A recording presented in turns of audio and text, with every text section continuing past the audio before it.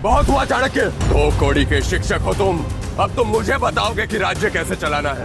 इससे पहले कि हम भूल जाएं कि तुम एक ब्राह्मण हो, जिस गति से यहाँ पर आए थे उसी गति से वापस लौट जाओ। मैं तो चला जाऊंगा महाराज, किंतु एक राजा का कर्तव्य होता है निर्बल की रक्षा करना, ना कि उस पर अत्याचार करना। शीघ्र ही आप समस्त भारत सिकंदर को भेंट स्वरूप दे देंगे। ये सुनते ही धनानंद का पारा आसमान चढ़ गया और उसने चाणक्य को जोर से लात मार के नीचे गिरा दिया। सैनिकों, इस ब्राह्मण को उसकी चोटी से पकड़कर घसीट के बाहर ले जाओ। चाणक्य पुत्र चाणक्य, तक्षशिला का आचार्य, धरती और आकाश समेत 10 दिशाओं को साक्षी मानकर आज ये प्रण लेता हूं, जब तक तेरे और तेरे नंद वंश का समूल नाश नहीं कर देता, जब तक इस राज सिंहासन पे किसी योग्य राजा को नहीं बिठा देता, मैं अपनी शिखा नहीं बांधूंगा। आचार्य चाणक्य की यह प्रतिज्ञा नंद वंश के विनाश और अखंड भारत के निर्माण की घोषणा थी, जिसे सुन सब सन्न रह गए और चाणक्य बिना पीछे मुड़े वहां से निकल गए। सैनिकों, यदि ये ब्राह्मण भविष्य में इस राज्य के आसपास कहीं भी नजर आए तो इसका सर धड़ से अलग कर कर बीच बाजार में लटका दिया जाए। धनानंद से मिले अपमान के बाद चाणक्य ने उसी दिन मगध छोड़ दिया और अब आचार्य चाणक्य के जीवन का एक ही लक्ष्य था, एक ऐसे राजा को चुनना जो धनानंद की राजगद्दी छीन सके।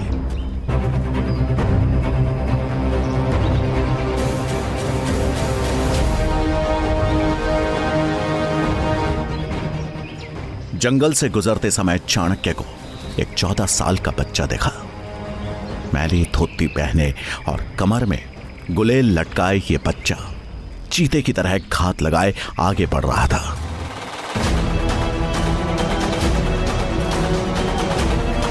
कुछ दूर पीछे चलने के बाद चाणक्य ने देखा कि वो बालक जिन 2 लोगों का पीछा कर रहा है वो भी एक अकेले जा रहे यात्री का पीछा कर रहे हैं।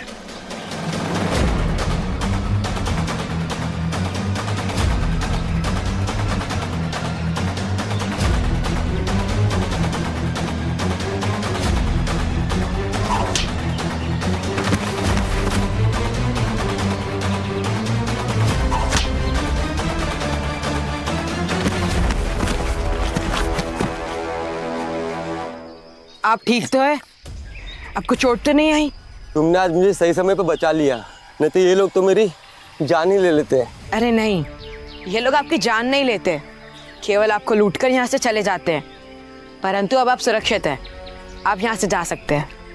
धन्यवाद।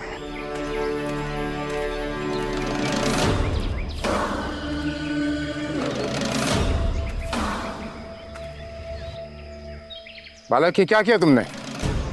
क्यों लिए इनके प्राण?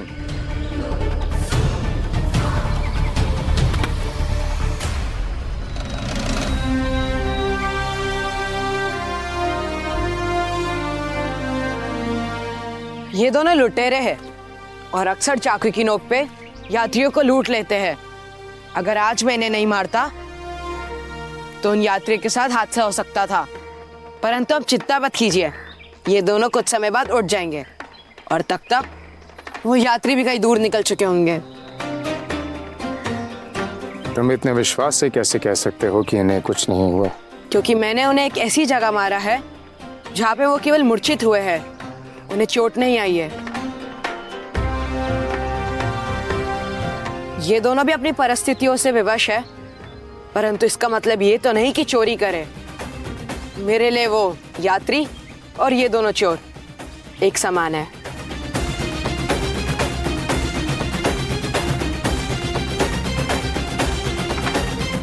नाम क्या है तुम्हारा? चंद्रगुप्त।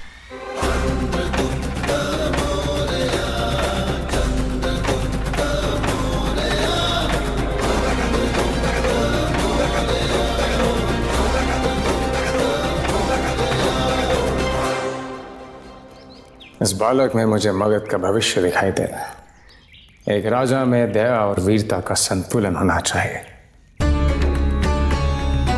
धनानंद, तूने अपने अहंकार में मगध की इस पावन मिट्टी को भी कलंकित कर दिया है और अब इस कलंक को मिटाने की प्रक्रिया आरंभ होती है। अधिक समय नहीं है तेरे पास। शीघ्र ही तेरे रक्त से मगध की इस पावन धरती को सिंचित किया जाएगा। आज मेरी खोज समाप्त होती है। मिल गया मुझे मगध का भविष्य, मगध का भावी सम्राट। मगध के राज सिंहासन पे चंद्रगुप्त बैठेगा और उससे उस सिंहासन तक मैं पहुंचाऊंगा। चंद्रगुप्त ने चाणक्य की बहुत बड़ी चिंता दूर कर दी थी। धनानंद के द्वारा मिले अपमान का बदला चाणक्य को अब इस बालक के रूप में दिख रहा था।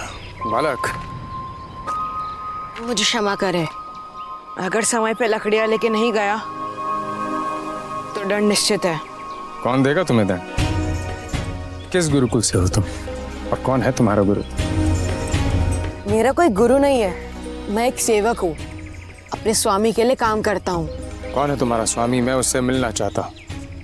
मैं तक्षशिला का आचार्य हूँ और मैं चाहता हूँ कि तुम मेरे साथ तक्षशिला चलकर अपनी शिक्षा की पूर्ति करो।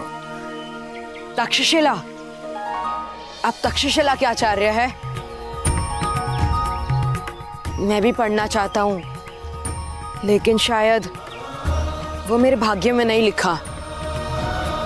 आप मेरे स्वामी मन्नादेव से मिल सकते हैं, परंतु मुझे लगता है कि आपका प्रयास व्यर्थ होगा। ऐसा क्यों? क्योंकि मन्नादेव अपने सेवकों को इतनी आसानी से छोड़ते नहीं है। चल के देख लेते हैं किसकी विजय होती है, तुम्हारे स्वामी की या फिर मेरी। ठीक है।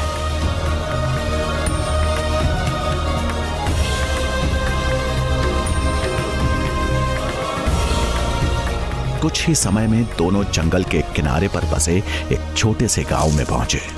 मन्ना के पास चंद्रगुप्त जैसे सैकड़ों सेवक थे, जिनसे वो अपना काम तो करवाता ही था और सही दाम मिलने पर उन्हें बेच भी देता था। जब चंद्रगुप्त चाणक्य को लेकर मन्ना के पास पहुंचा तो उसका गुस्सा फूट पड़ा। पूरा दिन निकल गया, वही मात्र इतनी सी लकड़ियों के लिए। अब कल तुम इसकी 5 गुना लकड़ियां लेकर के आओगे, तभी भोजन को हाथ लगाना। यह सुन चाणक्य समझ गए कि यह मन्ना धनानंद जितना ही क्रूर और निर्दयी है। इससे क्यों दंड दे रहे हो तुम? ये दंड का नहीं, पुरस्कार का अधिकारी है। इस सब में इसका कोई दोष नहीं। अभी अभी इसने एक यात्री के प्राणों की रक्षा की है। आपके यात्री की जान तो बच गई श्रीमान, परंतु मेरा तो नुकसान हुआ ना। कर दीजिए मेरे नुकसान की भरपाई, चुका दीजिए मेरा उचित मूल्य। मैं इस बालक को भोजन दे दूंगा, तब तक इस बालक को भोजन नहीं मिलेगा।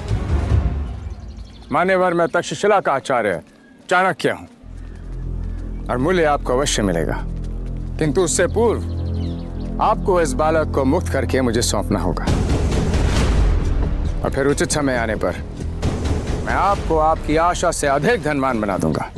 ये मेरा वचन है। सुना आपने? हे आचार्य, मुझे धनवान बनाएगा। व्यापारी हो श्रीमान, इसलिए आप मुझे सपने ना ही दिखाए तो बेहतर होगा। आप मेरा उचित मूल्य ला करके मुझे दें। मैं ये बालक तो क्या, मैं इससे भी अच्छा सेवक ला करके दूंगा तुम्हें।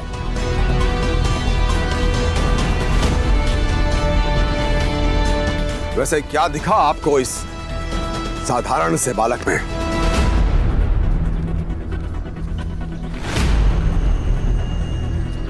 मगध का भविष्य, मगध का सम्राट। क्या आप जानना चाहते हैं कि आगे इस कहानी में क्या होगा? तो पॉकेट एफएम की एक्सक्लूसिव मेंबरशिप ज्वाइन करें और चाणक्य के सारे एपिसोड सुनें। मेंबरशिप ज्वाइन करने के लिए डिस्क्रिप्शन में दिए गए लिंक पर क्लिक कीजिए।